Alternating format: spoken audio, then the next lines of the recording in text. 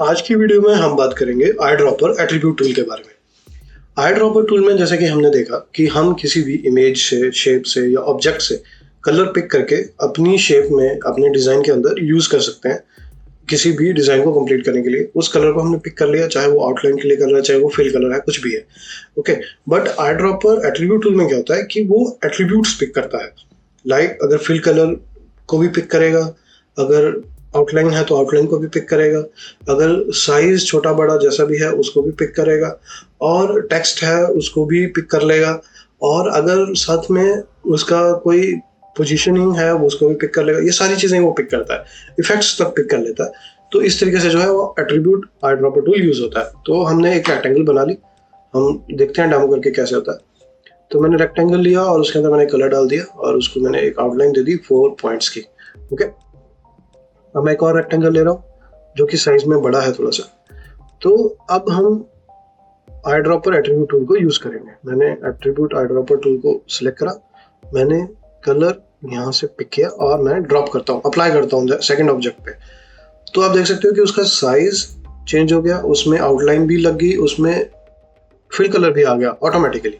Okay, तो ये क्यों हुआ? तो ये प्रॉपर्टीज में हम देख लेते हैं। फर्स्ट 2 प्रॉपर्टीज हमारी वेल नोन है। थर्ड प्रॉपर्टीज में हम जाते हैं तो उसमें आप देखते हो 3 ऑप्शंस आपके पास टिक है, आउटलाइन, फिल और टेक्स्ट। टेक्स्ट हमारी शेप में था नहीं तो टेक्स्ट उसने कॉपी किया, बट आप फिल कलर और आउटलाइन कलर पिक कर ली। अब देखो, अब ये आउटलाइन पिक करेगा और उसने साइज भी चेंज कर दिया। तो साइज क्यों चेंज किया? अब आप जाते हो थर्ड प्रॉपर्टी में, ट्रांसफॉर्मेशन में हमने साइज सेलेक्ट किया हुआ है या रोटेशन या पोजीशन सेलेक्ट करी हुई है। ठीक है, तो मैं साइज सेलेक्ट करके ओके कर देता हूँ और मैं दोबारा जाता हूँ, मैं आउटलाइन हटा देता हूँ, मैं फिल कलर को चूज करता हूँ। फिर मैंने आई ड्रॉपर एट्रीब्यूट टूल को चूज किया और सेकेंडरी ऑब्जेक्ट में क्लिक किया तो आउटलाइन नहीं कॉपी हुई, सिर्फ फिल कलर कॉपी हुआ और साइज कॉपी हुआ। देख रहे हो आप? तो ये कितना यूजफुल है आपके लिए अगर आपको इसको यूज करना आ गया तो। ठीक है, उसके बाद हमने आउटलाइन और फिल कलर दोनों चूज किए। उसके बाद हम ट्रांसफॉर्मेशन में गए और पोजीशन भी हमने चेक कर ली।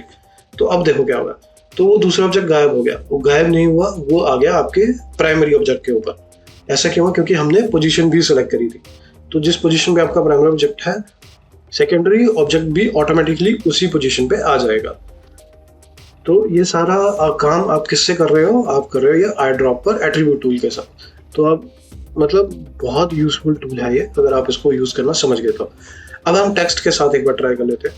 मैंने एक टेक्स्ट लिख दिया जिसका कलर ब्लैक है, उसमें आउटलाइन नहीं है। ठीक है, मैं पहले ही बता देता हूँ। और मैंने प्रॉपर्टीज में टेक्स्ट सिलेक्ट कर लिया। तो अब क्या हुआ? अब ये देखो, अब मैंने टेक्स्ट डाला इसके अंदर और वो टेक्स्ट का फिल कलर था ब्लैक, तो बॉक्स के अंदर ब्लैक कलर आ गया, तो टेक्स्ट मेरे को दिख नहीं रहा था। फिर मैंने टेक्स्ट को क्या दिया, आउटलाइन कलर दिया, एक वाइट कलर, जिससे हमारा टेक्स्ट दिखना शुरू हुआ। तो अब मैं दोबारा यही करूंगा, मैंने आउटलाइन कलर दे दिया इसको दोबारा से, और अब मैं दोबारा जो है वो आई ड्रॉपर एट्रीब्यूट टूल का यूज करूंगा। मैंने पिक किया और मैंने पेस्ट किया। तो अब आप देख रहे हो, आप क्लियरली देख रहे हो कि बॉक्स के अंदर ब्लैक कलर आ गया, क्योंकि फिल कलर और आउटलाइन हमने चूज कर रखी है और टेक्स्ट तो गया ही गया। ठीक है, तो अब हमने सिर्फ टेक्स्ट चूज किया और आउटलाइन और फिल कलर हटा दिया, तो भी आप देख रहे हो रिजल्ट आपके सामने। ओके, तो इस तरीके से जो है वो आई ड्रॉपर टूल टेक्स्ट के ऊपर काम करता है। अब हमने एक और प्रॉपर्टी को चूज किया, रोटेशन। अच्छा, अब रोटेशन में क्या होता है आप देख लेना। रोटेशन को हमने चेक किया, पोजीशन हमने हटा दी और रोटेशन चेक करी। अब रोटेशन में मैं प्राइमरी ऑब्जेक्ट को रोटेट करता हूँ और मैं एट्रीब्यूट टूल को यूज करता हूँ। तो सेकंड ऑब्जेक्ट में जब मैंने अप्लाई किया तो वो एज इट इज उसकी रोटेशन भी चेंज कर दी आई ड्रॉपर एट्रीब्यूट टूल ने। ओके, अब उसके आगे इफेक्ट्स हैं।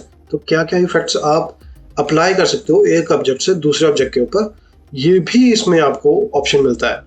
तो आप समझ सकते हो कि ये कितना ज़्यादा इंपॉर्टेंट है और इजी टू यूज़ है। ओके, ऐसा नहीं है कि आपको बहुत ज़्यादा मेहनत करनी पड़ेगी, क्योंकि ऐसा होता है कई बार कि आपकी एक शैडो आपने किसी ऑब्जेक्ट के ऊपर लगा रखी है, आपको दूसरे पे कॉपी करनी है, बट उसमें बहुत ज़्यादा टाइम आपका जा रहा है। सो आपको इजी उसमें क्या है कि आप आई ड्रॉपर एट्रीब्यूट टूल लो और वहाँ से कॉपी करो और यहाँ पेस्ट कर दो। ओके, सो आई होप इस वीडियो में आपने आई ड्रॉपर एट्रीब्यूट टूल को अच्छे से समझ लिया होगा। तो आज की वीडियो में सिर्फ इतना ही। Thank you so much for watching. Thank you.